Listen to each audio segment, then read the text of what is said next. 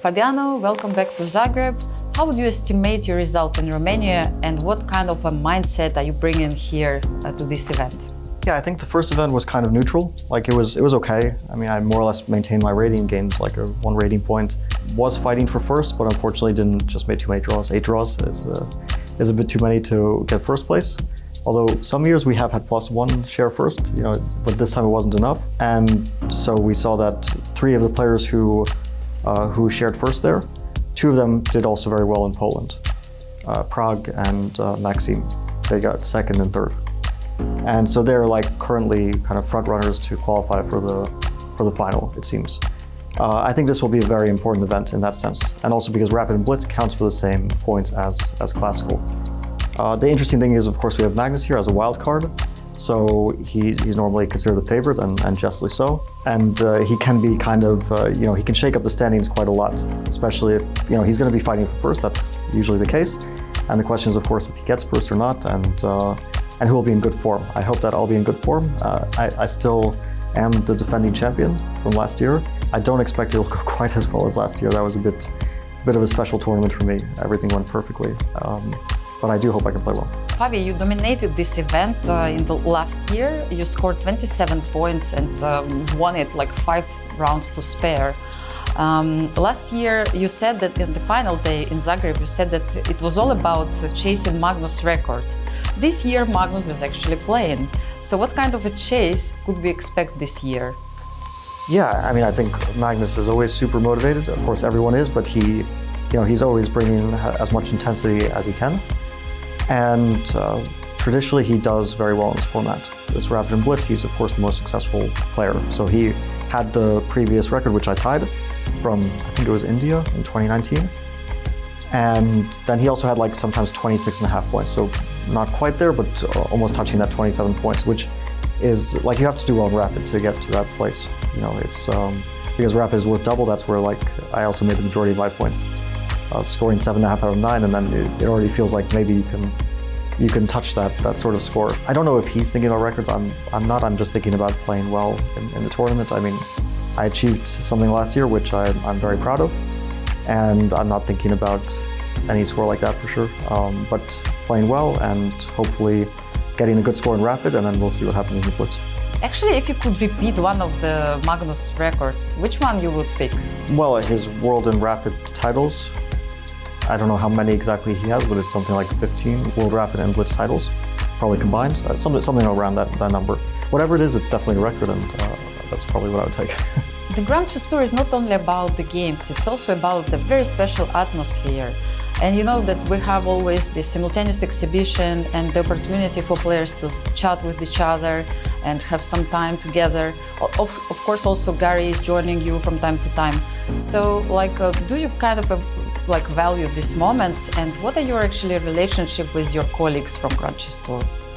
I would say in general, good terms. I saw Anish was also asked this recently, and I think it's kind of a similar answer to what he gave, which is like generally speaking, good terms, but usually quite professional, not like super friendly. So I wouldn't say I have close relationships with many players who I often play against. I think Levon would be an exception where we know each other quite personally well, and I know his family, and we spend a lot of time together.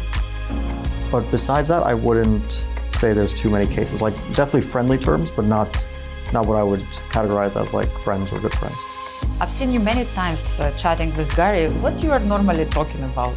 It's always very interesting to talk to him, especially considering how many important parts of chess history he's been a part of. I mean, the World Championship matches, but also seeing like the vast span, first from the point of view of the world #1 and the world champion and arguably the greatest player of all time.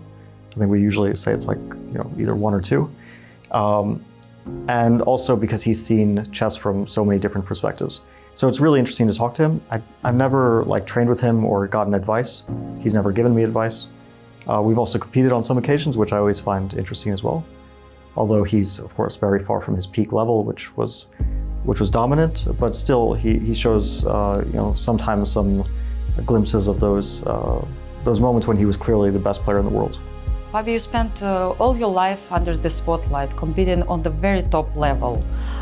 What has chess given you as a person? beyond the titles and trophies? I think it's given me a lot of motivation. It's like clear goals, which I think are important for everyone to have. You know, some things to work towards. And also, I think it's opened up a sort of world where I've seen things that people very often don't see. You know, travel to places that most people don't get a chance to travel to, and met people that are that normally you might not meet, and very interesting people. And so those are the things that I take out of chess, especially as privileges. Fabi, what is your mindset going into the day one of Rapid? Are you trying to make a statement from the very beginning of the tournament? I think the first Rapid day, it's more like acclimatization, because nobody knows their form, right? Coming into the first day, maybe some of us have played more recently or less recently, but nobody knows exactly how they're going to play. So first, you want to see am I in good shape? If I'm not, then I'm trying to kind of study things. If I am, then hopefully it continues. But the first Rapid day usually doesn't decide things. It's very often comes down to blitz, although the Rapid, because it's worth double, does end up usually playing a big part. But I've had times when I didn't have such a good Rapid. For example, in Poland 22, I think I scored like 50% from Rapid. It was not a good score, but then the first blitz day put me into like very good contention for first place because I scored 8 out of 9. So, just because you don't have a good Rapid, I think also we've seen it with Magnus. Like, he lost first round against Wojtaszek in one tournament in Poland. Maybe it was 23, yeah. And he was really struggling. Like, a lot of games he was struggling, but then the blitz came and he put up on the pressure a bit, and he was able to win the tournament, I think. Maybe it was actually 24, because I think it was who was chasing him, or they were chasing each other. Wei or Duda? There were two times. Yeah, you're right. It was Wei and there was also one with Duda. Yes, exactly. That's why I remember too. Yeah, they all blend together, but we've seen it also with Magnus, where he has maybe not the best Rapid, but then he puts pressure on the blitz. Thank you so much, Fabi, for joining us once again, and all the best of luck for you in Zagreb. Thank you.